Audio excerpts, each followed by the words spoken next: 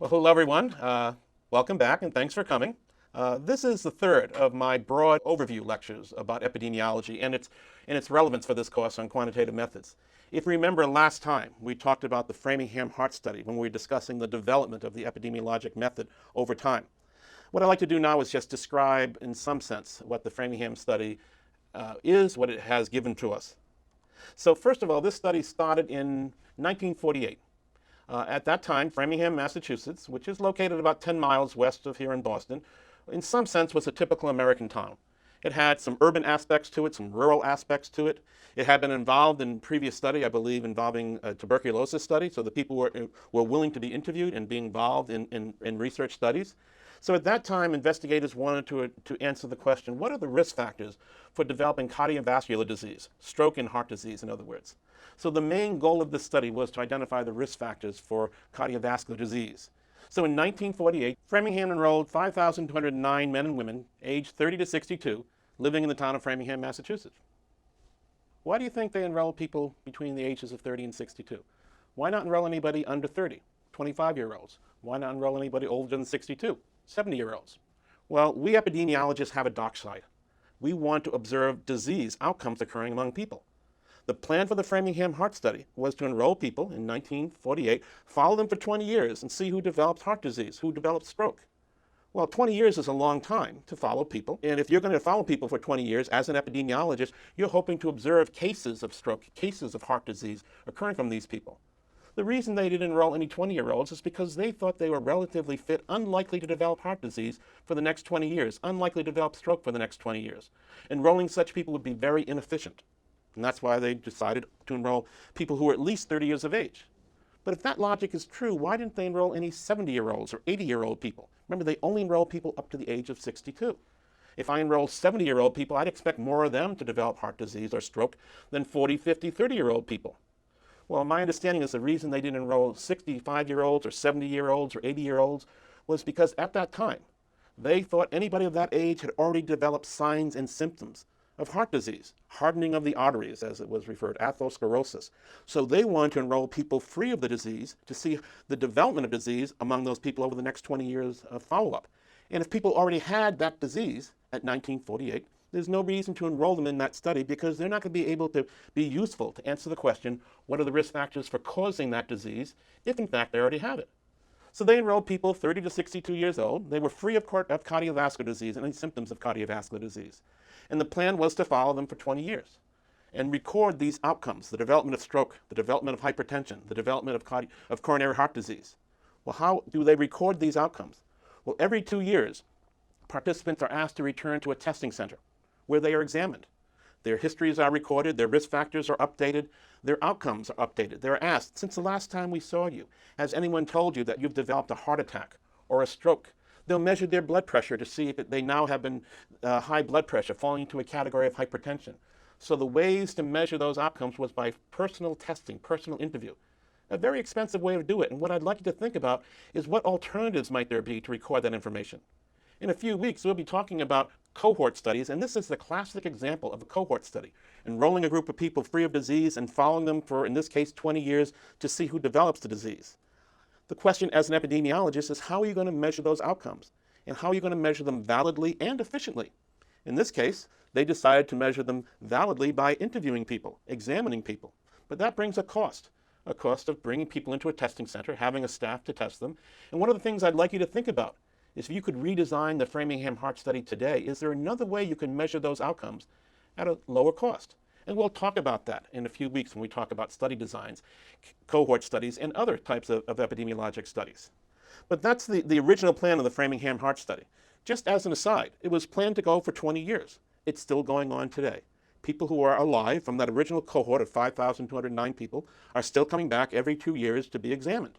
But as you might guess, unfortunately, many of those people in the original cohort have passed on. And the number of survivors is dwindling year to year. Well, there have been other studies built on the Framingham original cohort. 20 years after, about 23 years after the original cohort was started, they started a second cohort study of 5,124 other people who were the children, the offsprings of those initial people in the initial cohort study, along with their spouses. As the town of Framingham evolved over time and due to people moving in and out, took on a different flavor in terms of its racial ethnic background, in 1994 they took another 506 people, somewhat randomly selected from that town, as the first Omni study. In the early part of this century, they took a third study, a cohort of the offsprings, the grandchildren of the original cohort, along with their spouses. By taking the second and third generation of the original cohort, they're able to do family history studies. And that's an advantage of this type of study design. And then more recently, they did a separate Omni study, a second sample of the town of Framingham, Massachusetts. Now, what have they discovered? You can go to their webpage, and I strongly recommend you do go to their webpage, and you'll find a huge amount of information, both about the history of the study and their findings. Among their major findings, their milestones: smoking, not surprisingly, is a risk factor for heart disease. So why don't you smoke? Why is smoking now considered a bad habit? It's because the Framingham Heart Study and other studies, other epidemiology studies, showed a link between smoking and the development of coronary heart disease. They were the ones who showed relationships between blood pressure and cholesterol, total cholesterol, as risk factors for increasing your risk of heart disease. They showed that physical activity was good for you. It lowers your risk of heart disease. They showed the components of total cholesterol, HDL and LDL, the good cholesterol, the HDL, high levels of that actually decrease your risk of heart disease. They developed prediction rules. You can go to their website, and we will later on in this course, and you can predict your risk of developing a heart attack in the next 10 years by plugging in your values for certain risk factors. So remember in the first lecture I mentioned clinical epidemiology and the role of prediction, the role of predicting either prognostic or diagnostic information from risk factors. We'll be talking about that using the Framingham model and the Framingham data. And they have many, many more results that you can see on their webpage. So the Framingham study is a landmark study, a classic example of epidemiologic study, and it's something we'll be referring to a lot in this class. So for this course, we're going to be using data furnished by the National Heart, Lung, and Blood Institute. It's going to be based on the Framingham Heart Study. It's going to be available to you to use in your exercises. We'll be using it in our lectures. In a future lecture, one of my colleagues will be telling you about the data set in more detail, and she will be telling you how to access that data set, giving the link that you'll be using for your homework exercises. You can get access to 2 teaching data sets. One of those teaching data sets is based on the Framingham Heart Study, and we're going to be using that data set in this course.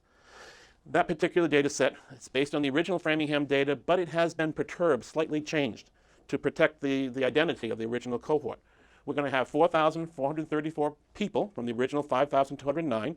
Some of their information has been altered, but the general associations that we would see in the original data are going to be seen in these data also. We will use these data in our lectures. You will be using these data in your exercises. One of the advantages of taking this course, as you will see, is we have access to a software package called Stata. We have access to this teaching data set. You yourselves on your computers will be essentially analyzing this teaching data set using Stata. The data that is in this teaching data set is essentially 3 exam cycles from the original Framingham cohort. The 1956 exam, where people were returning for their 3rd or 4th follow-up exam, and at that examination certain risk factors were obtained, and 2 follow-up exams, roughly 6 years apart, one which was around the 1962 period and one around the 1968 period. In addition to that, everyone was followed for 24 years. So we have 24 years of potential follow-up for each of these 4,434 people. And what were recorded from these biennial examinations they went to every 2 years is certain outcomes. So among the outcomes we're going to be able to look at, and among the risk factors we'll be able to link to those outcomes, are the following. This is essentially a very brief overview of the data set itself.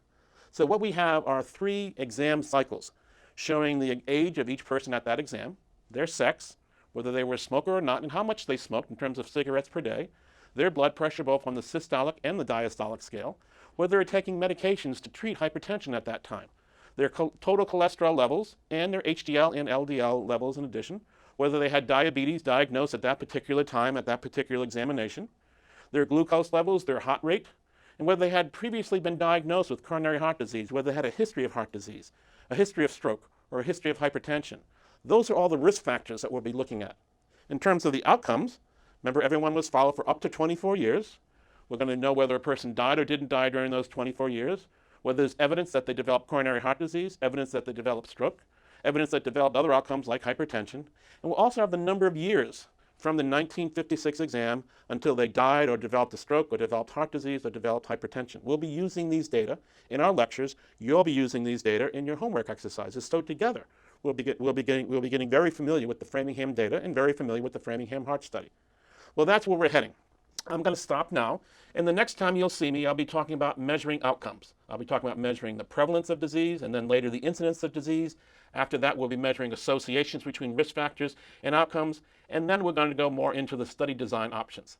But before we do that, you want to develop a foundation in biostatistics. And that's what my colleague Marcello Pagano will be doing. So I'm going to be stopping now. You'll see me again probably next week. But in the interim, you're going to be exposed to Marcello a lot, and he's going to be teaching you the fundamentals of biostatistics along the way. So see you guys in about a week.